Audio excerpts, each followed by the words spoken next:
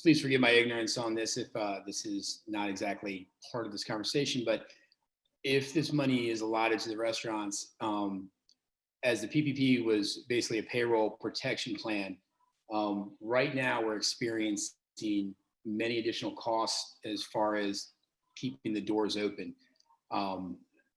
Tents, a lot of restaurants are spending anywhere from $1,500 to $2,000 in tents.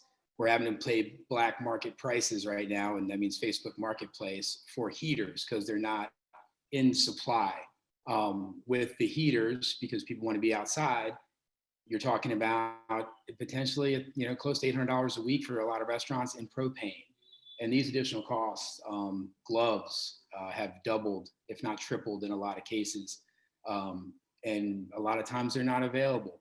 Will these things that we're spending on now trying to get through the winter, will these things be covered as part of the forgiveness of this money that is allotted?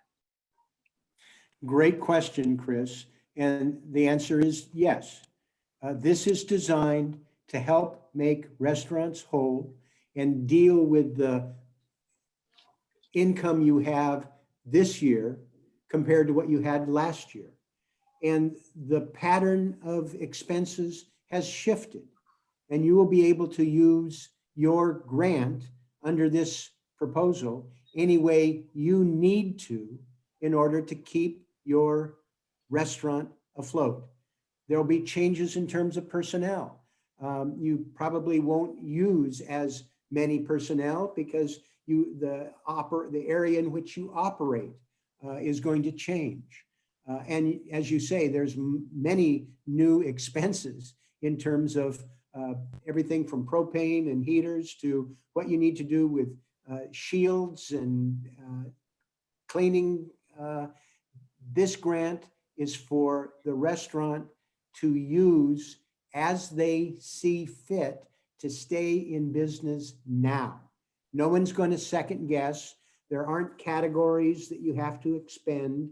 It's 75% of this, or it's a flat out grant to keep you in business for the next few months and be able to work through it. Thank you.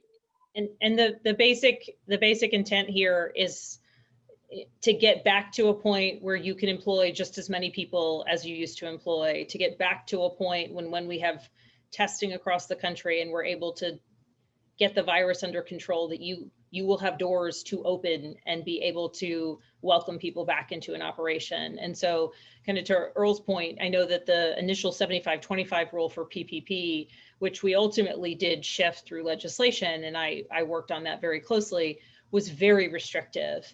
And Earl's approach here, as I would describe it, is trusting small business owners and restaurateurs to know what it is that they need to do to innovate and survive, so that when the economy is able to open up to a full extent, that you all are here for it, and trusting the decisions that you all are making to innovate, be it through tents or be it through changing your hours or changing the makeup and the way that you're running your business long enough so that when we are in a place where it can look much more like 2019, that you all are able to survive until that point.